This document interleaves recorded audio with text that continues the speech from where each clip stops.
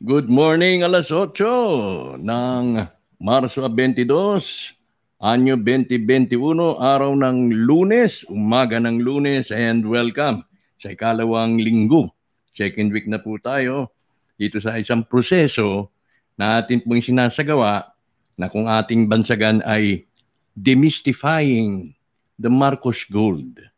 Alam na po ninyo, akin na pong naipaliwanag na kailangan po nating lumayo muna, lumabas dun sa kahon, na itong ginto na ito ay totally, ang may control ay ang Marcos family. Kaya atin na po itong sinuri, tila wala ho doon yung katotohanan ng ating hinahanap. Kaya kinakailangan po lumayo na ho tayo dyan, at sa ganun, hindi po tayo mahulog. Oh? Mahulog na naman sa concoction, sa mga istorya na pinagtagni-tagni ng mga nauna sa ating sa mga larangang ganito. Nandiyan siyempre yung mga grupo na ginagamit ang istorya para makapanghikayat at makalikom ng pondo.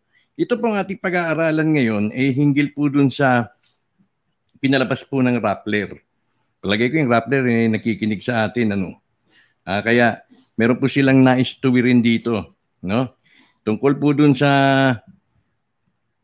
mga videos na mga katotohanan daw, no, na napapanood doon natin sa YouTube na nagsasabi na ang Pangulong Marcos at si Jose Rizal ay sila daw po ang may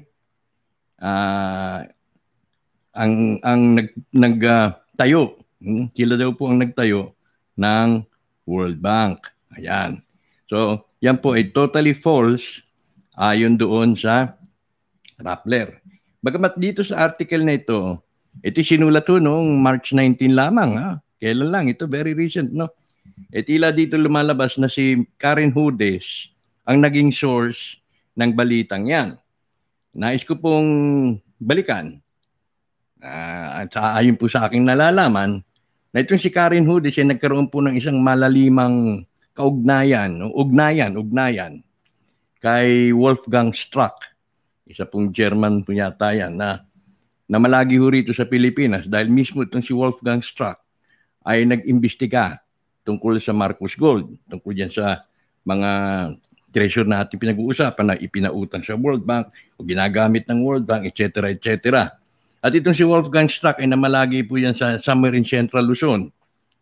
At nagkaroon din po ng malalimang ugnayan kay Dr. Floro Garcia. Yung Floro Garcia ng Bataan. At diyan nga ho siguro doon napulot ni Wolfgang Struck yung mga myth o yung mga istorya na naglaon. Umabot na tayo ng 2021. Diyan po natin napapatunayan na lahat yan ay wala pong basihan.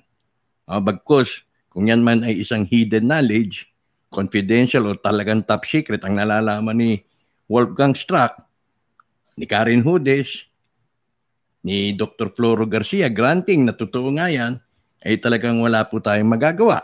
Dahil completely ang issue ng ginto na ito ay nasa kamay ng mas makapangyarihan pa.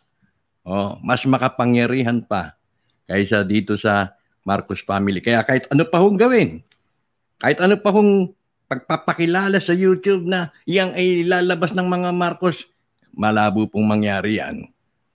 Dahil mas may nakataas pa ho at hindi po nila yung pag-aari. Yung totality niyan, hindi po pag-aari ng mga Marcos. Yan naman po ang may assure ko sa inyo ayon po dun sa aking na-research. Kaya kung may nangangako ho na sasabihin ang pera natin kintisilyo na pamamahagi sa buong sambayan ng Pilipino, hindi po yan ang sitwasyon, hindi po yan ang actual na senaryo at makatuluhang at makatotohanang senaryo. Kaya lumayo na ho tayo dyan dahil yan lamang po ay ginagamit para tayo ay mahulog sa daya.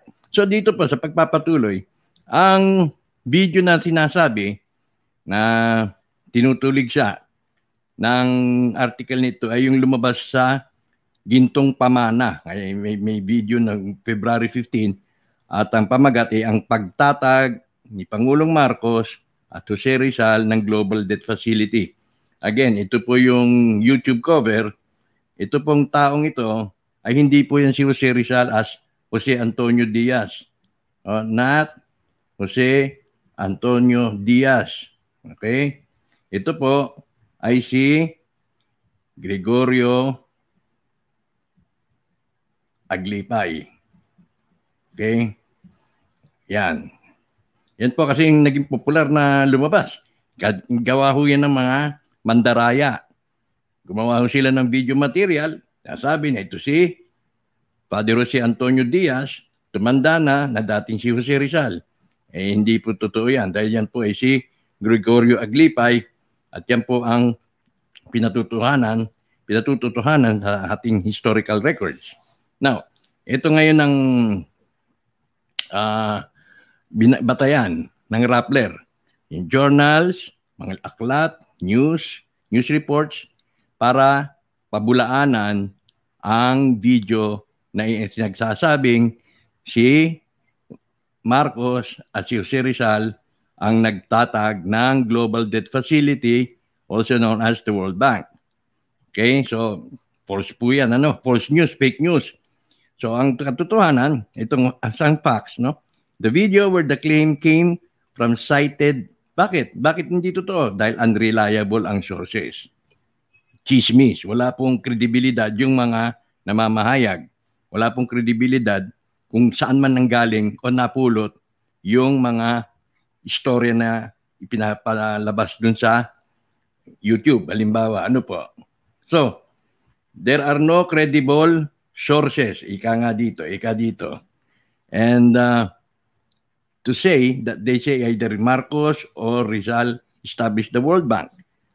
Ang sabi nga na, ang pagkakaintindi naman ng mga marami sa atin ay galing daw ang balita kay Karen Hudes. Again, si Karen Hudes may nagkaroon ng malalim na ugnayan kay Wolfgang Strack, na itong si Wolfgang Strack ay nagpunta naman ng Pilipinas at nakakuha ng impormasyon doon kay Dr. Floro Garcia. Yon. Kung totoo man yung kay Dr. Floro Garcia, ay hindi na po, wala na po para sa akin ang patutuhanan o pamalian yung mga source na galing kay Garcia. So why we fact check this? Bakit daw kailangan ito i-fact check? Kasi ang video na yan ay meron ng 881,000 views. Meaning 881,000 na potential na maloko. Potential na mapaniwala sa mali. Yun ang dahilan yan. At merong 30,300 reactions. Siguro positive, no? Ay, kayo mayaman palang Pilipinas, ganyan, no? At 24,600 shares, 2,500 comments, doon lamang po sa Facebook as of writing. Mapanganib po yan dahil mapapaniwala ho kayo sa mali. So ito po ang complete details. Yung YouTube channel na Pwedeli, panoorin niyo po yan. Ni-upload itong video noong February 14 na nagsasabi na nga na si Ferdinand Marcos at si Jose Rizal ay nag-establish ng World Bank noong 1944. Kaya sinasabi rin dyan sa video kung namatay ng 1974 si Severino Santa Romana, si Rizal pinanganak ng 1861, 108 years old. Yung matandang Severino Santa Romana nang mamatay. Kung 108 years old na matay si Severino Santa Romana, paano pa ho yung nakapambabae? Paano pa niya nagkaroon pa ng kulasisi? Kasi kulasisi dahil peke naman ho yung marriage certificate nila ni Luz Rambaño. Hindi naman ho yun ang totoo. Ginawa lang daw yun sa kainta. And to think na si Luz Rambaño ay nandyan sa rekto ang kanyang tanggapan o trabaho. Kung 108 years old, magtototo mapababaw yun. Mag-iinom pa ba naman yun? May gana pa kayang uminom? Pangalawa, paano i-cover dun sa libro ni Sterling Seagrave at ni Peggy Seagrave na itong si Santa Romana ay na-nurture pa ng mga Hapon para alamin lang kung nasan yung Yamashita treasure.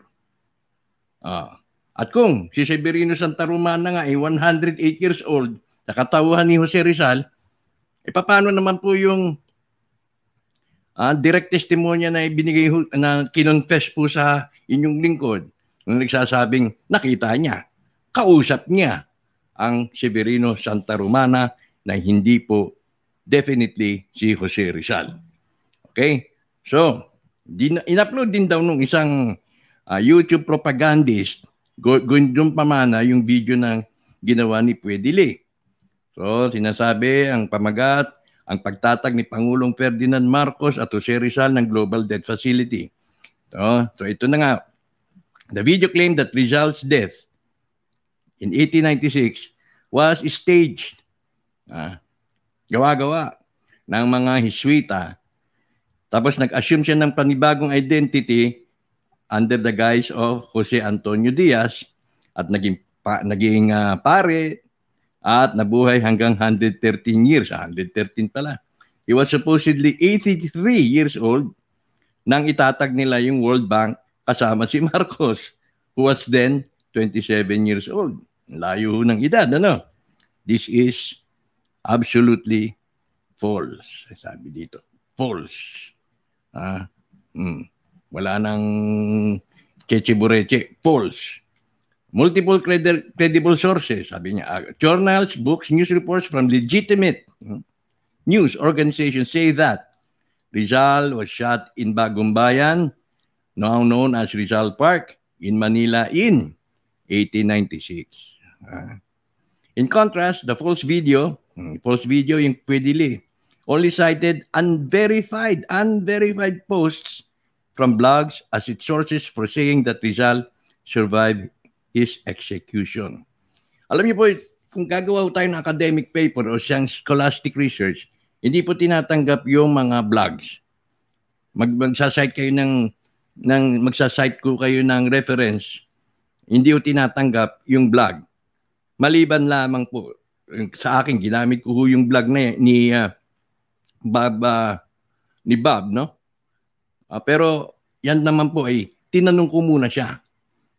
Okay, nagkaroon muna kami sumulat ho na pinadala ko siya ng email at in-establish ko muna yung credibility niya. At yun pala, meron siyang akdang aklat. So, yun po ang aking basihan kung paano ko naman ginamit yung kanyang blog. Yung mga detalles kung sa kanyang blog. Anyway, kung hindi naman po yan yung pinapublish lang yan almost at random dun sa internet, hindi po yan katanggap-tanggap.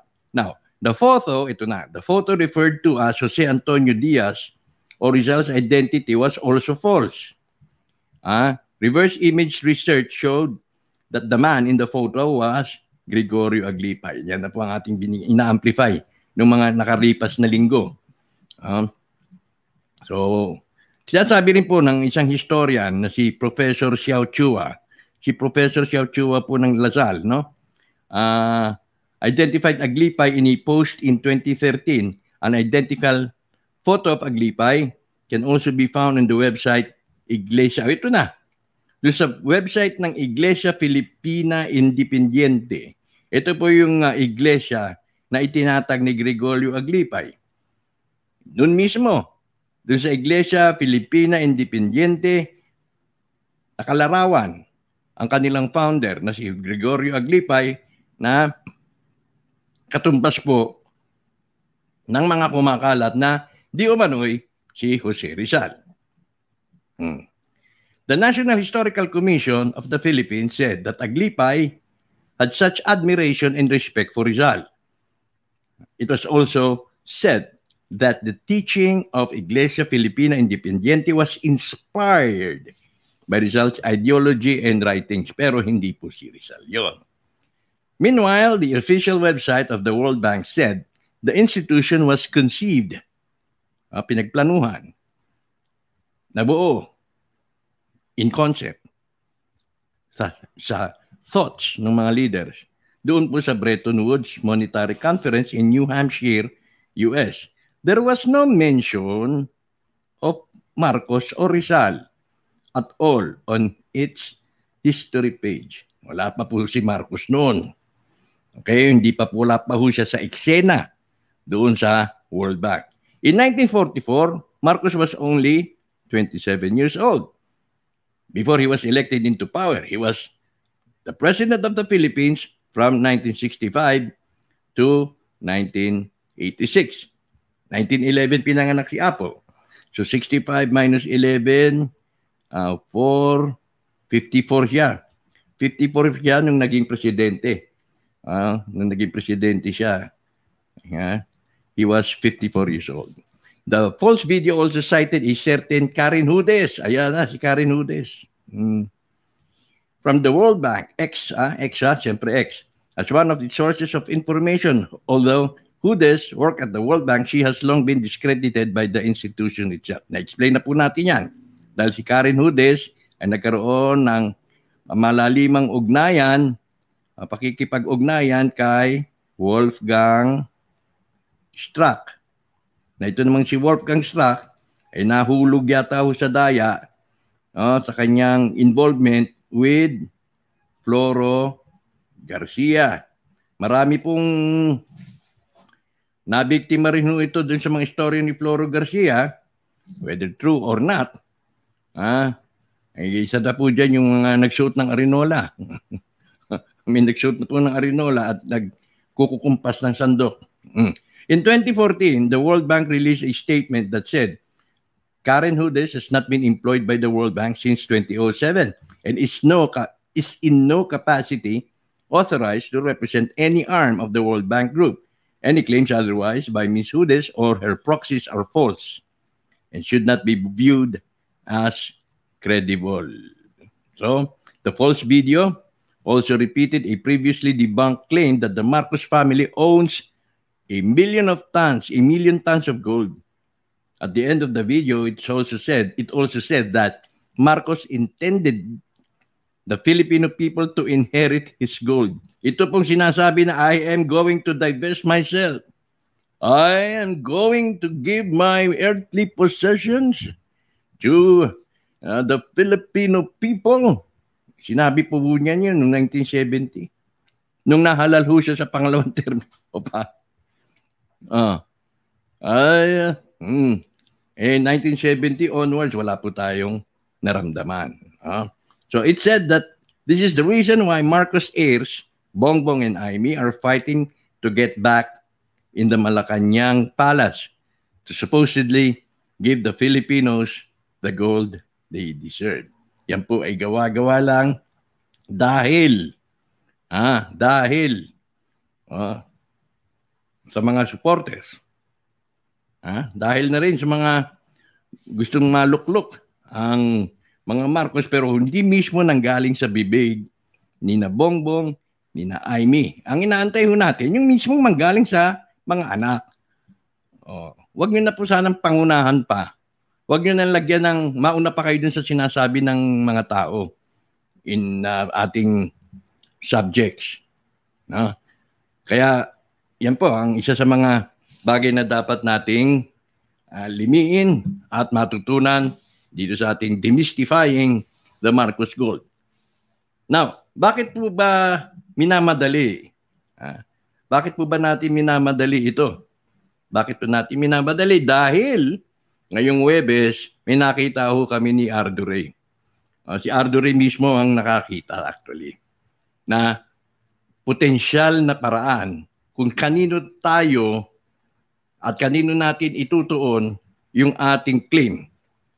Palagay na natin ito ay may entitled nga tayo bilang isang soberenya. Kanino ba tayo dudulog?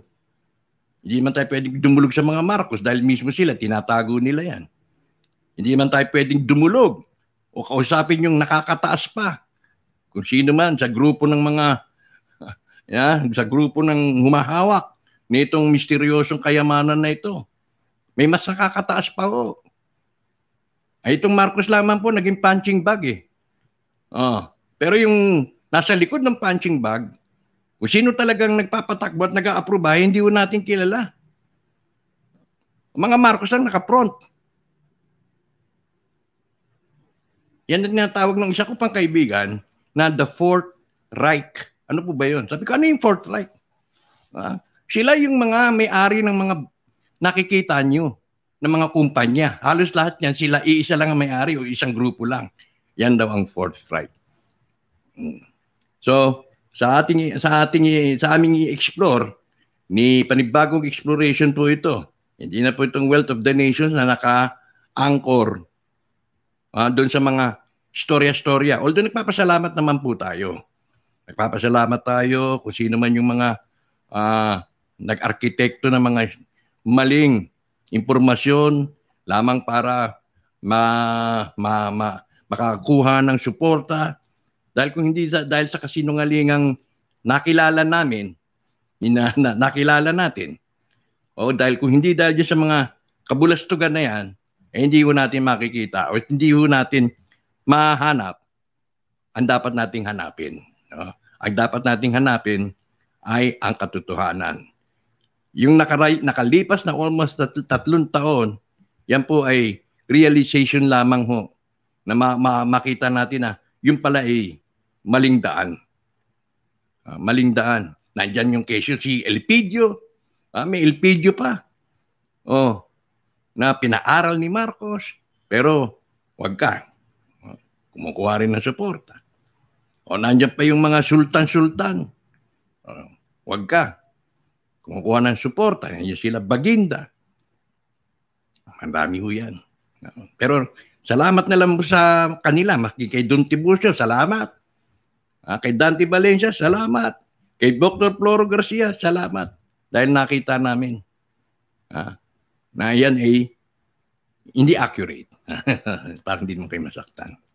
Kaya hahanapin ho natin kung saan yung accurate. So, Huwebes, magpapakilala po kami ni Ed Neri ng isang angle na atin po yung i-explore ng mas malaliman. At naniniwala kami, particular siyempre sa nakita ni Ed na ipapaliwanag pa niya sa Huwebes, hindi ko batid na lubos na alam yan. No? Na maaring doon dapat tayo dumulog. Maaring doon dapat sila dapat ang ating i-pressure na magsalita ng katotohanan. At may matibay ho tayong basihan kung bakit sila ang dapat managot. Kung bakit tayo nalugmok sa kahirapan, kung bakit tayo nalugmok sa pagiging alipin, tukoy na po natin. Huwebes po yan. Huwag niyo pong kakaligtaan. Kaya paki-share, subscribe, and like po sa mga darating sa video na ito. I-recommenda po ninyo sa mga inyong mga kaibigan at para mabuksan po ang ating mga mata tungo sa katotohanan hinggil dito sa Marcos Wealth na ito na ating hinahanap. Muli, si Kanton po ang nag-iiwan sa lahat ng isang magandang umaga.